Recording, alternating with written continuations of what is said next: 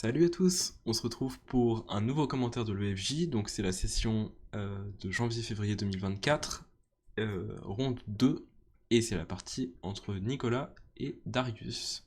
Nicolas qui a le noir, et Darius qui a blanc. On va voir qu'est-ce qui s'est passé. Il me semble qu'il y a un Joseki intéressant dès le début.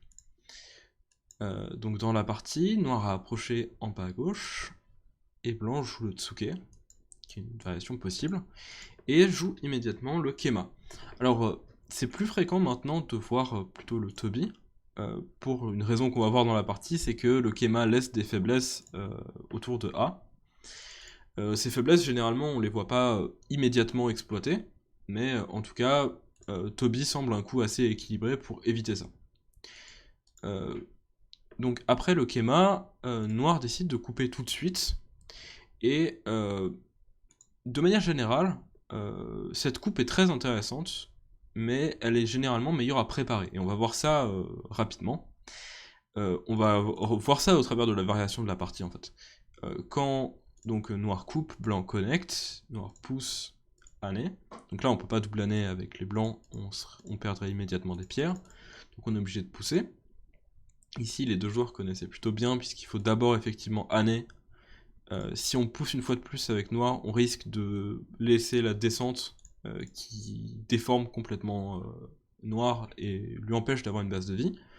Donc important d'échanger année une fois à ce stade et de revenir pousser. Par contre ici pour noir il faudrait pousser encore une fois de plus, ce qui n'a pas été fait dans la partie, et ça fait une différence assez sérieuse. Donc dans la partie, noir a connecté tout de suite, laissant blanc tourner en CNT, et normalement pour finir la variation, blanc devrait année et protéger, noir doit protéger sa coupe assez impérativement, puisque sinon, s'il essayait de tuer, donc ça c'est une grande tête de cochon, donc c'est techniquement tuable avec année puis B1, mais c'est pas du tout si clair, puisque noir est pas encore vivant, sur le bord ici il devrait encore rajouter un coup, donc c'est pas du tout clair, mais enfin voilà. En tout cas, à ce stade, il y a aussi la coupe en F3 qui est un problème, donc on va imaginer noir protège. Et là, le problème de cette variation, c'est que quand blanc descend, il fait la base de vie pour son groupe, mais il le fait aussi en CNT. Puisque si noir joue ailleurs, blanc peut pousser, et noir ne peut pas à la fois jouer en A5 et en A8, et se retrouverait avec un seul œil. Du coup, c'est aussi le sens de pousser plus avec noir, c'est qu'une fois qu'on arrive ici, quand blanc descend, et ben c'est plus CNT. Noir peut jouer ailleurs, et quand blanc pousse, noir peut simplement connecter, et on se retrouverait quand même avec un groupe vivant. Et ça c'est une différence assez notable quand même, parce que perdre le CNT de cette façon, ça empêche noir de faire une extension qui lui permettrait d'égaliser un petit peu en termes de potentiel avec le mur que blanc a obtenu. Bon, tout ça c'était un peu long, mais de manière générale, cette variation-là, comme on n'a pas le temps d'aller vraiment attaquer le coin et qu'on doit perdre un temps pour protéger à l'extérieur, dans tous les cas, on préfère la préparer, c'est-à-dire jouer plutôt simplement une extension et attendre plus tard dans la partie de pouvoir jouer la variation sans jamais avoir à protéger G3. Si noir est suffisamment fort, imaginez-vous donc la variation de coupe. Si noir est suffisamment fort, il est possible que ici, il puisse simplement tuer le groupe blanc et pas avoir de problème au niveau de la coupe. Ça, ce serait le rêve. Et c'est plutôt ça qu'on a envie de menacer. Donc ça, par exemple, je sais pas, juste reculer et essayer de tenir. Bon, là ça marcherait pas parce qu'il y a simplement un chichot. Mais essayer de tenir la chose de cette manière. Le combat tous directement est possible, mais c'est pas sûr qu'il ait un grand intérêt pour noir, puisqu'on peut pas capturer le coin à la fin. Donc c'est pas sûr que ça donne un gros avantage. Mais en tout cas ici, important de pousser une fois de plus. Et pour blanc donc tourner, et ici c'était vraiment impératif de faire vivre son coin, avec année, puis connexion ou gueule de tigre, les deux doivent être possibles. Noir gueule de tigre, et là la descente qui est CNT dans cette variation, et qui nous permettrait ensuite d'aller pincer par exemple noir de l'autre côté. Ça, ce serait une variation positive pour les blancs, puisque noir fait vraiment très peu de points et son groupe en bas est pas stable. Dans la partie, blanc a Anne de l'autre côté, mais le problème c'est qu'à partir de là, déjà ça devient difficile de vivre tout court. On peut encore probablement Anne connecter et venir vivre. Mais le problème c'est qu'on a perdu le CNT. Déjà ça c'est sûr, on a dépensé un coup pour jouer A qui nous sert plus à rien. Donc c'est sûr qu'on a perdu un temps. Et le problème c'est qu'en plus quand blanc vient jouer A3, noir peut anner, et là la forme est carrément juste capturée. Alors il n'y a pas de raison de pas juste connecter, ça laisse moins de menaces de co, et de toute façon le coin est mort. Mais dans tous les cas, cette forme là, elle est capturée. Donc après ça, ça tente un peu des choses. Là, on n'a pas vraiment... On aimerait avoir mieux, on aimerait pouvoir sortir. Mais je suppose qu'à ce stade, on peut pas à cause de la coupe. Là où on a un problème de chichot. Donc si effectivement on a quelque chose comme ça, il faudrait mieux essayer de le préparer. Peut-être à ce stade, juste essayer de... Si on prévoit un peu des chichots qui traînent, peut-être essayer de le préparer en allant jouer du coup dans le coin opposé. Ou au moins le faire ici. Là, si on joue ailleurs et que noir revient capturer, on n'a pas perdu grand-chose. Et on a quand même 2 coups de l'autre côté, c'est pas si mal. Et si blanc répond, bah dans ce cas-là, on a tout de suite un combat qui devient beaucoup plus sévère. Quoique, en fait, je viens de me rendre compte, en fait, le coin a aussi vraiment tellement peu de liberté qu'on n'a pas vraiment de séméailles. Mais bon, au moins, on pourrait couper de cette manière, ce serait peut-être pas si mal. En tout cas, là, après l'Atari, bon, dans l'idée, pourquoi pas pousser au moins une fois de plus, puisque c'est sans doute Santé. Mais c'est un début de partie assez dur pour blanc, puisque le coin en bas à gauche est capturé là où il devrait vraiment pas l'être. Avançons un peu. Donc ça, c'est plus ou moins un Joseki. Alors ça, c'est pas un coup qui existe. Quel problème ça peut poser? Donc habituellement, la séquence, ce serait plutôt Nobi. Et ensuite, bon, y a plein de questions d'ordre des coups intéressantes où quand blanc hanné, il peut y avoir des idées de coupe dans un sens ou de coupe dans l'autre. Là, blanc est très solide, donc probablement il a le droit de hanner. Je pense que ce serait probablement possible à faire. Le problème de couper, c'est que déjà on perdrait la pierre. Là, on perd la pierre en chichot. Alors, l'idée pourrait être d'essayer de fermer le moyo le mieux possible, mais dans tous les cas, je pense que même le fait de donner cet Atari, ça fait perdre vraiment beaucoup à blanc localement. Noir pourrait même peut-être décider de juste reculer, si besoin de donner les 4 pierres, et simplement prendre la force à l'extérieur, et l'Atari 1 pour 2 fait vraiment très mal. Quitte à pousser une fois et ensuite essayer de tout couper dans tous les sens, pourquoi pas. Mais il faut vraiment éviter de donner cet Atari, parce qu'il perd beaucoup de points très vite. Bon là, pousser dans le chichot qui marche pas, c'est certainement pas une bonne idée, mais je suppose que c'est juste une erreur de lecture.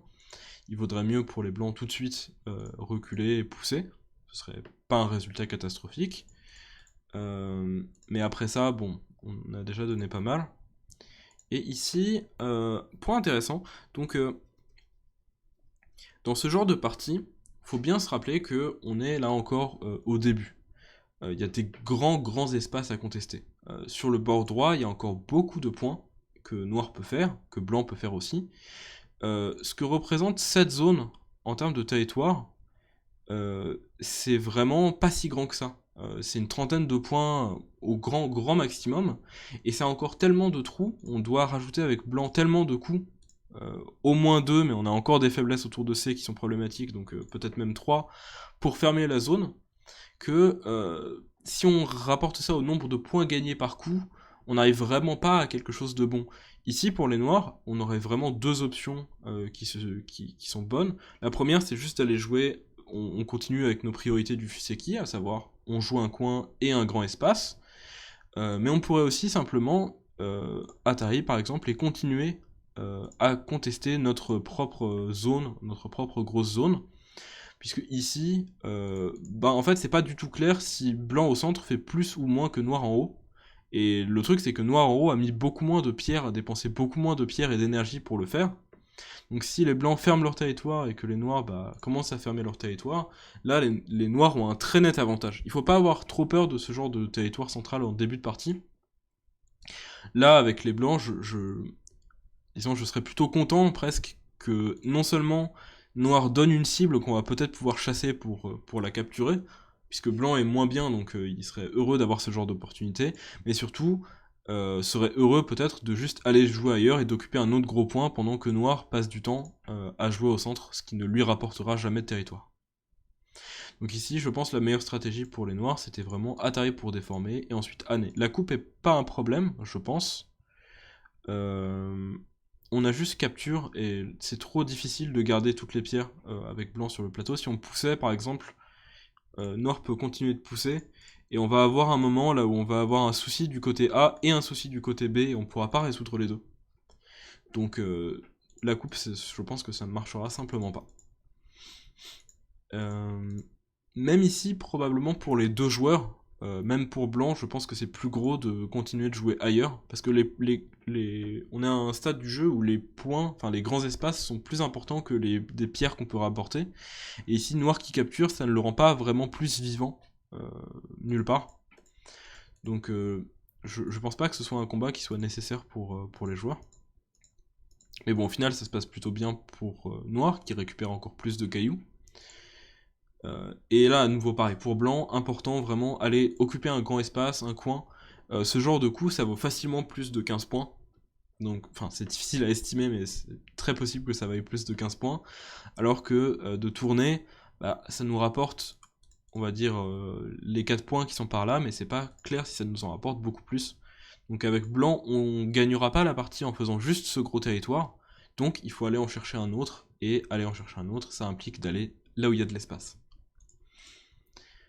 Donc noir continue de combattre, là il donne plus ou moins une opportunité. Là il a juste rendu des cailloux, mais vraiment je pense qu'il faut pas se focaliser sur cette partie du plateau, on a encore tellement d'espace ailleurs. Même ça maintenant c'est plus si gros puisque le centre est fermé. Il faut juste aller continuer de revenir au Fuseki. Au final, si noir ferme par exemple en bas à droite, il fait sur cette zone déjà autant voire plus de points que blanc fait à gauche. Donc on n'a vraiment pas à s'en faire sur ce territoire blanc, il faut simplement continuer la partie et prendre les grands espaces, suivre les principes. J'ai pas l'impression avec la coupe qu'on est vraiment mieux, on a plus d'Atari, donc plus de menaces de co, mais je pense pas qu'on ait quelque chose de vraiment intéressant à ce stade. Noir revient le premier Chimaris, ce qui est quand même important. Vaut mieux tard que jamais, on dira. Et puis, là, c'est Noir qui a la possibilité d'aller continuer de jouer les grands espaces. Alors, R8 est pas un mauvais coup du tout, hein, mais simplement, tant qu'on n'a pas besoin de commencer un combat et qu'on est en avance, j'essaierai pas de le commencer, je continuerai juste de prendre de la place. J'ai l'impression d'avoir beaucoup répété dans ce commentaire prendre les grands espaces, mais c'est vraiment... en début de partie, c'est vraiment ça la question au Go, c'est aller contester là où il y a le plus d'espace, puisque ça veut dire que c'est là où il y aura aussi le plus de territoire. Alors ici... Ouais, Atari a l'air ok. Et là, probablement, j'avais plutôt bloqué de l'autre côté. Les deux doivent être ok, mais ici, le fait de donner possiblement cet Atari qui ouvre vers le coin, ça peut être un peu embêtant. Donc au final, on le donne. Cet échange-là, attention puisqu'il gagne pas d'œil à proprement parler pour blanc. Et il retire, bon, on a toujours la possibilité de jouer R3, mais il retire la possibilité de sauter. Donc peut-être que, en attendant de voir si on préfère jouer R3, si on préfère jouer S5 ou S4, on ferait mieux de juste continuer de prendre de l'espace et attendre juste d'être vivant au centre pour revenir carrément prendre le coup. Peut-être un peu plus actif de jouer Nobi. On n'aurait pas de problème de coupe, puisqu'avec 3 pierres, on a un Geta. Noir protège sa coupe, pourquoi pas.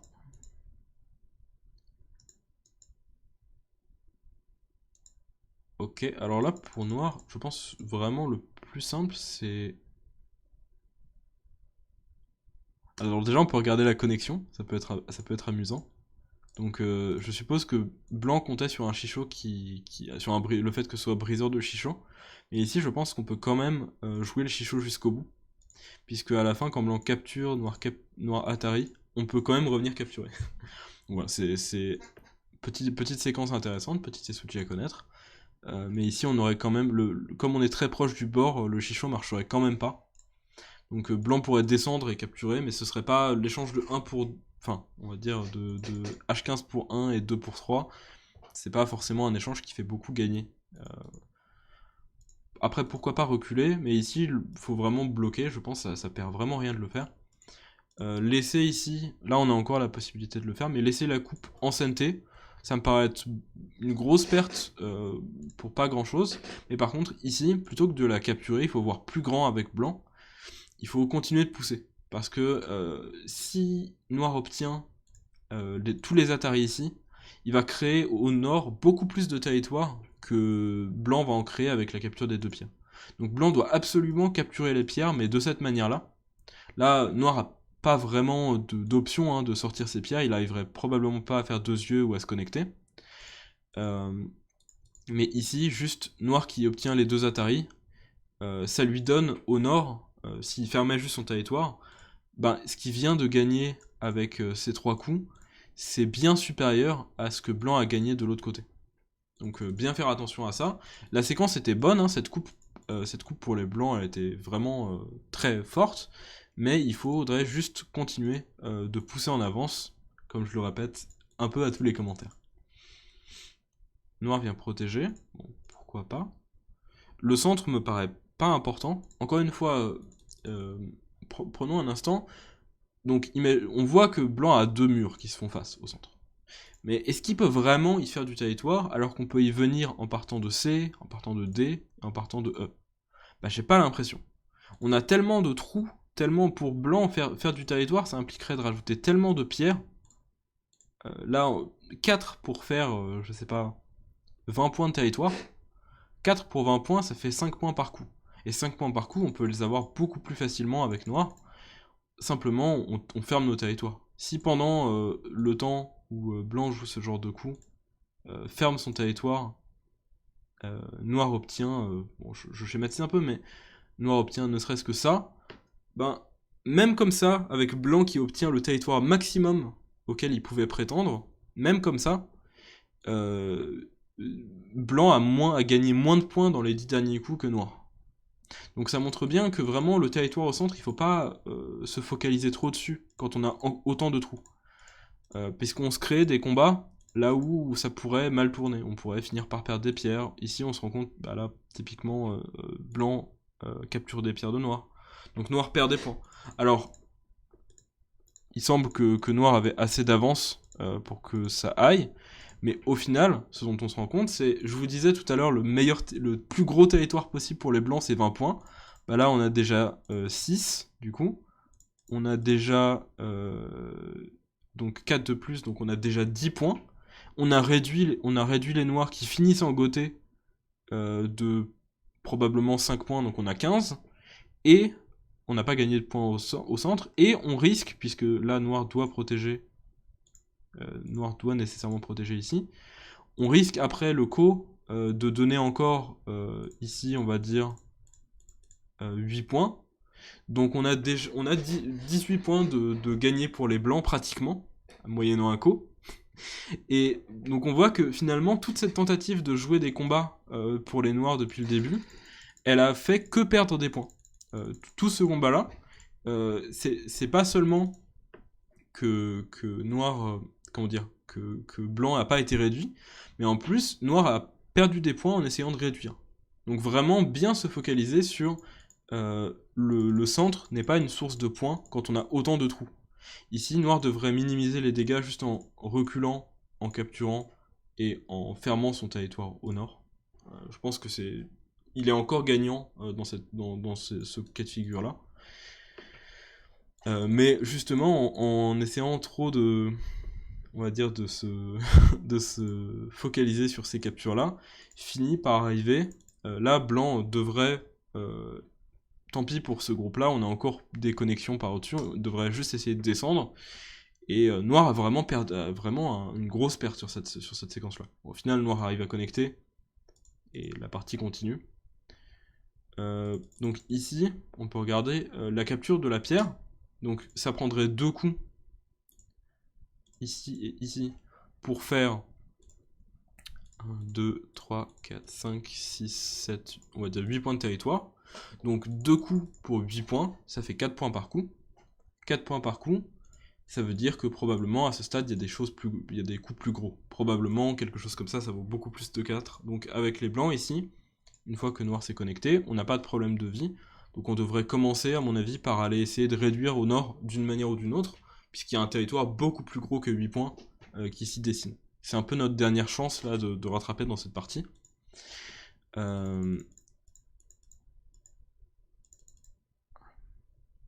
Ici, pareil, pour noir, on devrait Atari, je pense, et Atari, et on devrait plutôt viser à juste fermer notre territoire.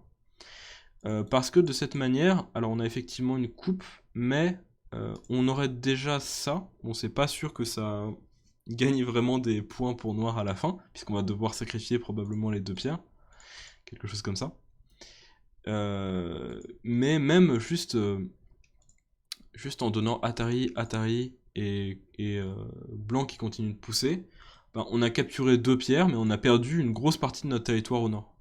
Donc faut vraiment pas se laisser... J'ai l'impression dans cette partie, noir a joué comme s'il était en retard, et qu'il cherchait à des combats un peu désespérés, alors qu'il était, pour autant que je puisse voir, mieux tout du long.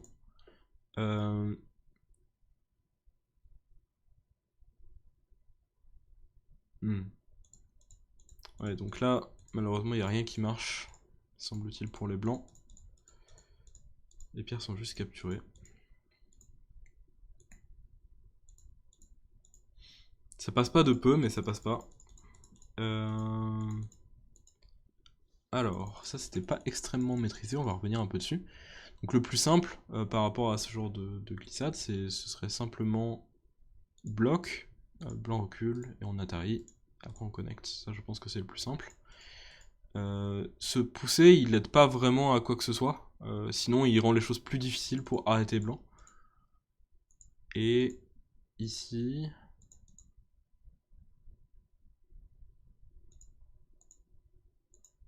Ok. Au final, le noir accuse une petite perte de territoire.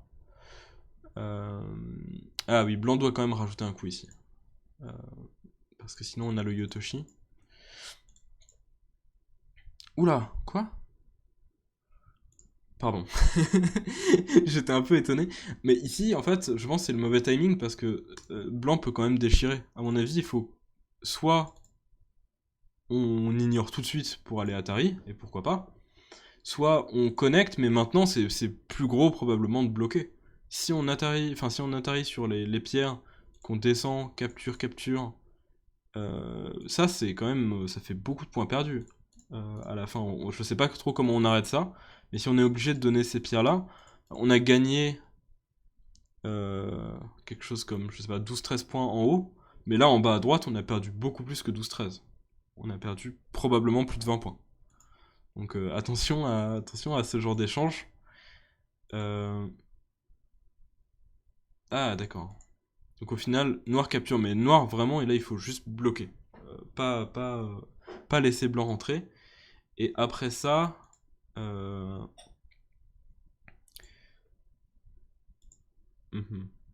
Du coup, noir vit. Alors il y aurait probablement quelque chose par ici. Je vous renvoie au cours qu'avait fait Ariane Ougier sur le carré du Charpentier, qui doit être disponible sur la chaîne de la Fédération Française de Go.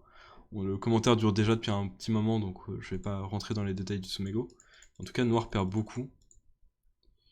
Et perd encore plus de ce côté-là. Et se retrouve maintenant... je sais pas s'il est perdant, mais il a perdu vraiment énormément, juste pour les pierres en haut. Ce qui en valait clairement pas la peine. On va avancer puisque je crois qu'il n'y a plus rien jusque là, juste ça s'échange un coup final. Et à la fin, qu'est-ce que ça donne? Ça donne noir quand même gagnant par plus de 20 points. Donc la partie était toujours vraiment bonne pour noir, hein. En particulier, ce qui a vraiment, je pense, mis le dernier clou C'est ce qui s'est passé ici, où Noir a finalement pu, de manière maximale, fermer son gros territoire au nord. Mais Blanc avait quand même des petites occasions un peu tout du long.